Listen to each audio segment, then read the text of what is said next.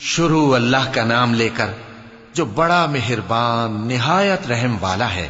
اے پیغمبر صلی اللہ علیہ وآلہ وسلم، اپنے پروردگار عالی شان کے نام کی تسبیح کرو، جس نے انسان کو بنایا، پھر اس کے اعضاء کو درست کیا، اور جس نے اس کا اندازہ ٹھہرایا، پھر اس کو رستہ بتایا، اور جس نے چارہ اگایا، پھر اس کو سیاہ رنگ کا کوڑا کر دیا۔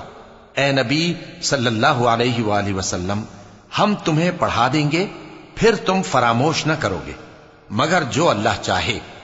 وہ کھلی بات کو بھی جانتا ہے اور چھپی کو بھی، اور ہم تم کو آسان طریقے کی توفیق دیں گے، سو جہاں تک نصیحت کے نافع ہونے کی امید ہو نصیحت کرتے رہو۔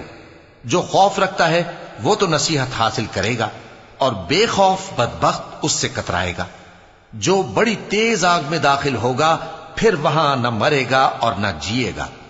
بے شک وہ مراد کو پہنچ گیا جو پاک ہوا، اور اپنے پروردگار کا نام لیتا رہا اور نماز پڑھتا رہا۔ بات یہ ہے کہ تم لوگ تو دنیا کی زندگی کو ترجیح دیتے ہو، حالانکہ آخرت بہت بہتر اور ہمیشہ باقی رہنے والی ہے۔ یہی بات پہلے صحیفوں میں بھی درج ہے، یعنی ابراہیم اور موسیٰ کے صحیفوں میں۔